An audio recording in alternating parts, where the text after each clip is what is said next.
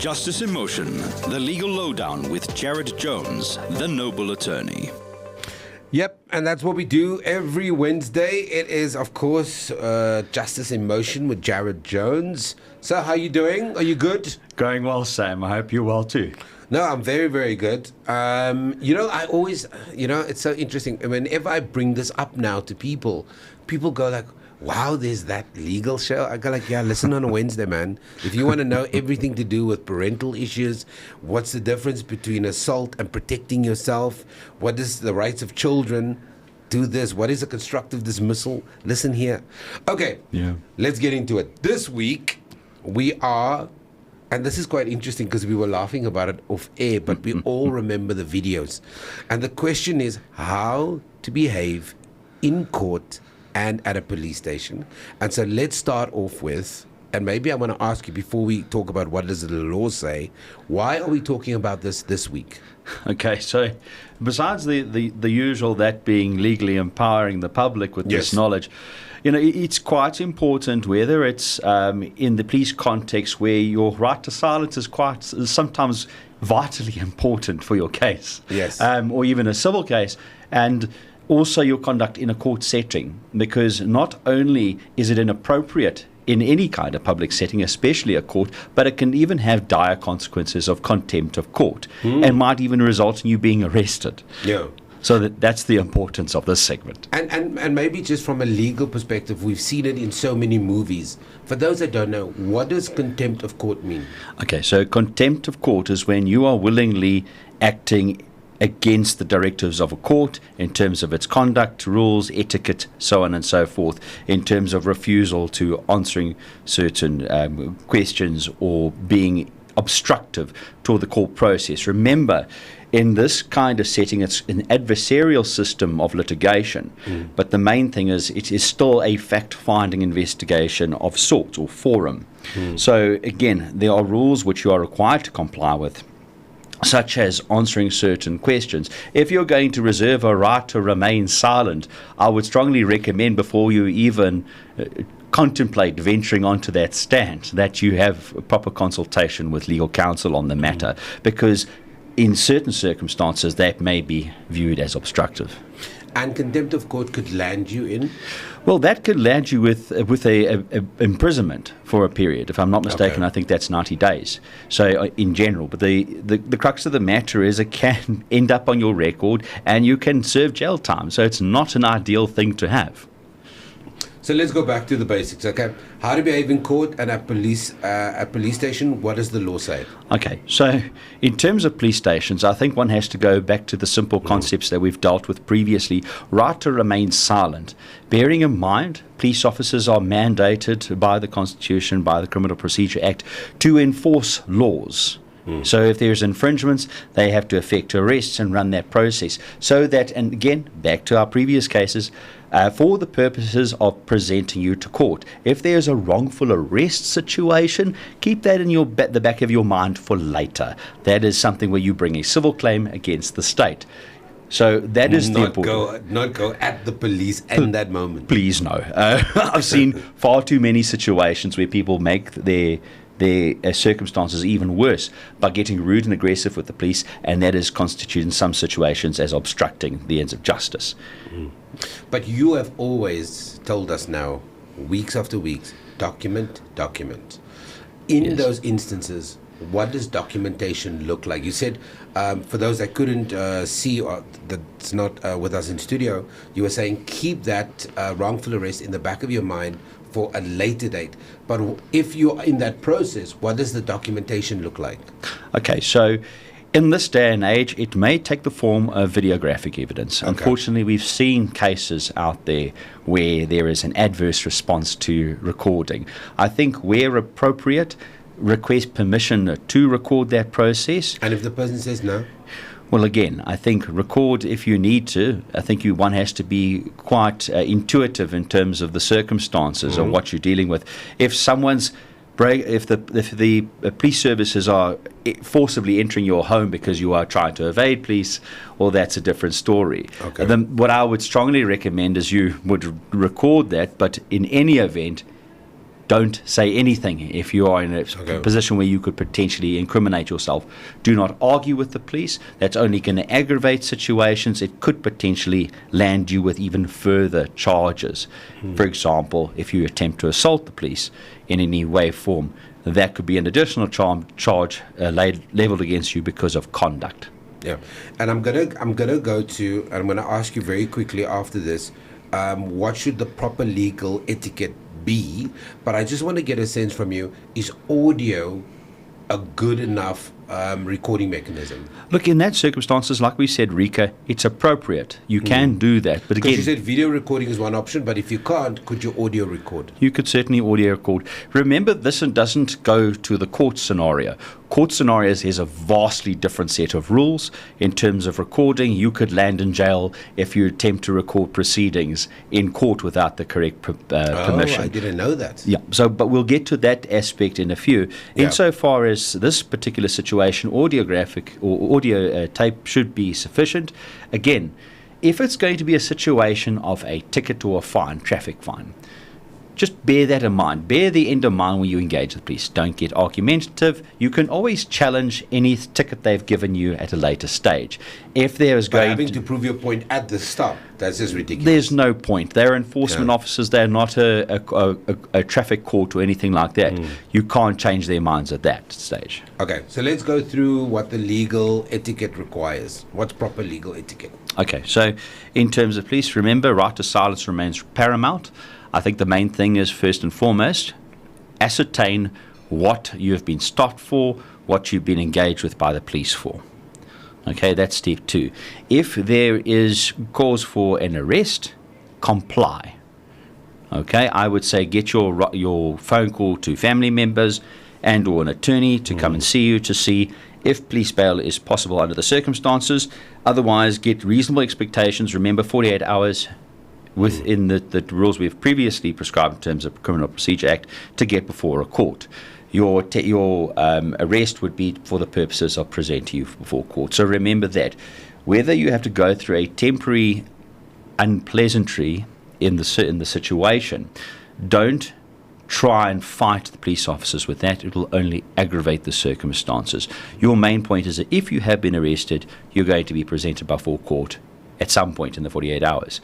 So just bear that one in mind and make sure you get representation.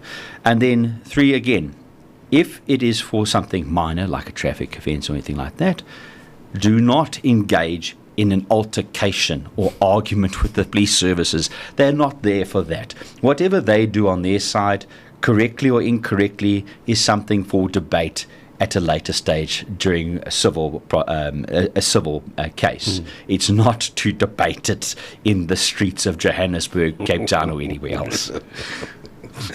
You said that also speak clearly, be respectful, avoid slang, sarcasm, and aggression, dress appropriately for court, think formal, not casual.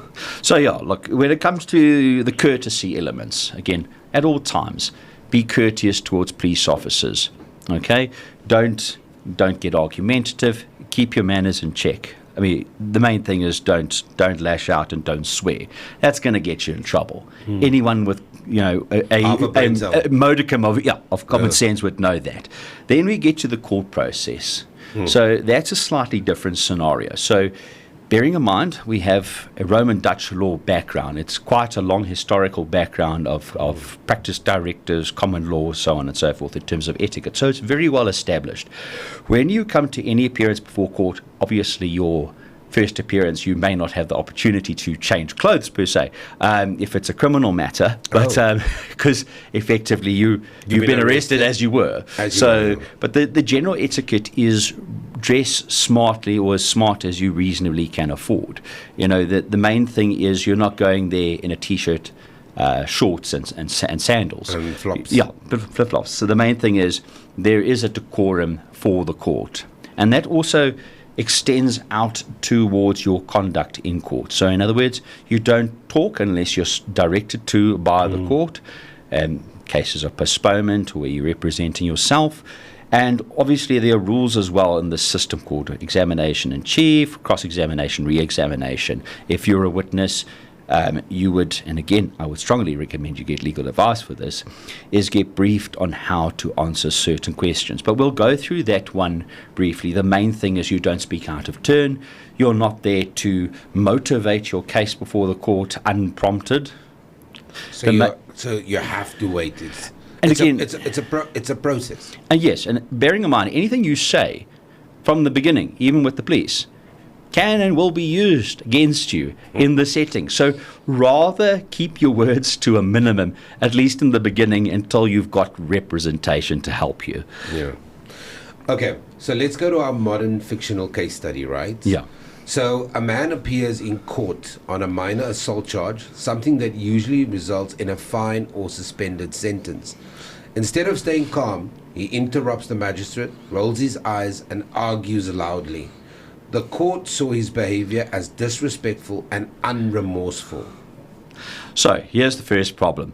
Again, a person probably didn't get legal advice in the beginning. Chances are this may or may not have showed it. Too many shows on Exactly. TV. This is not LA lawsuits or anything like that. Yeah. The main thing is, use of vulgar language, disrespectful behavior to the court, either verbally, non-verbally. This is not appropriate behavior for a courtroom setting. Whether you agree or disagree with a magistrate or a judge, and believe me, there are instances where people have their disagreements. The point is there's always review and appeal processes that one can contemplate. And again, boils down to getting proper legal advice. So in this circumstances, rolling one's eyes and arguing loudly is not appropriate behavior in a court. Remember, the magistrate is appointed as presides over that process as a matter of process by the Magistrates Court Act and the rules. Uniform rules of court also apply to the High Court judges. So the point is they run the show effectively in there. It is not for you to show disrespectful behavior towards them. The main thing is there are rules of engagement. If you disagree with a person, much like the police services, you reserve your submissions for legal argument in an appeal or review scenario if there has been something inappropriate which has happened. So that would be my advice in that circumstance, is again, at all stages, it is not appropriate to argue or fight with the court, roll your eyes or anything of that effect. Remember, there are very strict protocols regarding this. You did say that you would take us through what does the answer and response look like, what does that process look like. Yes. You can't speak out of turn, those kind of stuff. So the main thing is, again, where the court, especially if we look at criminal matters, but also in civil, again, court is going to direct the process of court. They may ask whether you have legal representation. Are you representing yourself? If you're going to represent yourself, bear in mind there are legal protocols to follow in terms of the formatting of your opening statements, closing statements, how you run your case. So get familiar with that if you're really insistent on doing it yourself. Under what circumstances would you defend yourself? I think I would stick with the old statement. Attorney who represents himself is a fool. Okay. Not even attorneys should be representing themselves in these kind of situations, because there's always the element of personal emotions and involvement in a case. So I wouldn't recommend that in the slightest. Honestly, where you It's can. never gone well for all the stories I've read. Sometimes, if someone is lucky and they've done their prep work, maybe, but I don't think it's a really good case, because people start muddying the waters with gaslighting techniques and statements, etc. Jared, how many stories have you heard where somebody's represented themselves and it's gone well?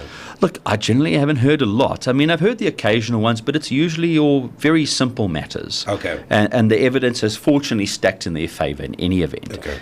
But the main thing is those complicated legal issues. Generally, I would say before you even launch, at least get some legal advice before you get into anything. But you have your examination in chief where it's open questions. It's basically setting the narrative and the story of that witness.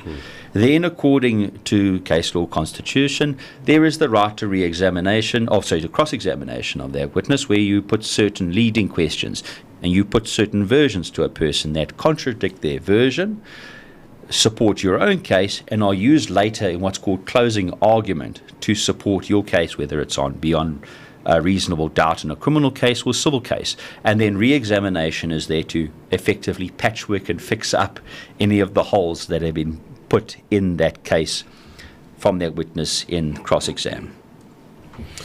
Yeah, very interesting. Also, by the way, I think it's fair to mention that Section 35 of the Constitution guarantees you fair trial rights, but does not excuse disruptive behavior. Yes, exactly. So remember, the Constitution sets out overarching rights. Okay, and again, there's a lot of case law on various rights, whether it's innate or whether it's subject to limitation clauses in terms of Section 36. Can you explain the difference to us quickly? So, in other words, like right to life, so on and so forth, generally considered a absolute right. There were one or two of the earlier cases, I forget the name particularly, but it was their right to life subject to a chronic medical condition that required renal dialysis, and the state did not have sufficient renal dialysis machines available. So that was a very exceptional case where the limitation on that right was considered, as opposed to housing, which is generally considered a work in progress, a gradual a right, so or access to housing. Again, it's subject to what the state can and cannot do in that circumstance. So there are limitations to certain things, but again, legislation and various laws are passed to enforce the specifics of any particular right. So while you have the right to a fair process, right to defend yourself, it doesn't involve you swearing blind at an opponent or at the court or anything like that. That has nothing to do with the right whatsoever, and it's certainly not tolerated in court. Yeah. Let's go to as we run out of time. Yeah. Let's go to the common myths about court etiquette. Okay, so basically, let's go through with the basic three ones. So, can you record the court proceedings? Absolutely not. Generally, one would have certain rights to take photos of participants before and after certain court proceedings. They would have to apply. If you're going to have media coverage of anything inside that court, we've actually heard that. Yeah. Yes, you would have to have been granted permission. Correct. So a well-known case is Francieda versus Media 24. This is a 2017 Supreme Court of Appeals case where they applied to have that case or to do reporting inside their court scenario. And effectively what they dealt with there, just to quote from that case, the statement was said, the right to freedom of expression confers on the media the discretion to determine what means communication would be most effective in relating to engaging the public and communicating and relaying that information. But again, this is upon application to a court. You don't record the proceedings in the High Court, most certainly not magistrates' courts. There are certain limitations. In camera processes, this is where the general public are excluded from that. Absolutely not.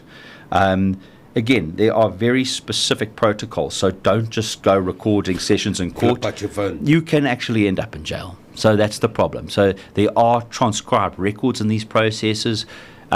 Generally, you're going to have to apply for permission unless you are a litigant to get access to those records. Yeah, and I would assume if you flip out your phone, that's contempt of court. That is going to be contemptuous, Okay. and that's going to be a problem for the court generally. Myth 2, it's fine to argue legal points with the judge or challenge counsel. It shows confidence. No, it does not. It shows absolute contempt and disdain for the court. Again, unless Which they don't like. Precisely, it's completely inappropriate unless you are arguing a matter of the case and you've been given a platform for opening or closing argument, or you're going to be the witness. Again, there are very strict rules on how this sets out. You can put legal arguments and positions in either opening or closing, but the main point is that you are not there to argue with the court. Yeah, because the judge is not going to like that. Absolutely not. And then our final myth is, if I explain my side passionately, even cry, even collapse on the floor at the police station, they'll let me go. No, they will not. I wouldn't recommend it. Just stay calm and stay quiet, effectively. It's not Days of Our Lives. No. You're not getting an Oscar for best performance. No. I've maybe seen that once, and that was a fluke, I think. But anyway. Okay, and so just as we wrap up, your last practical tips: if you are being stopped in a roadblock, if you're dealing with police, if you are in court, number one rule. So, number one, remain calm and start with the end in mind. Okay, again, if you have any disputes, save it for later. And again, record where you can or you're allowed, and don't record where you can't. As simple as that. Okay. So be with next time when you stop by the police, right? You're not dealing with your equal, right? No. It's an office of the law. So another great masterclass. I think a lot of us are going, okay, so that I can get away with, that I can't. How can people get hold of you? So, folks, you can get hold of us at www.jdjattorneys.co.za. Justice in Motion, cutting through legal noise, one truth at a time, with Jared Jones.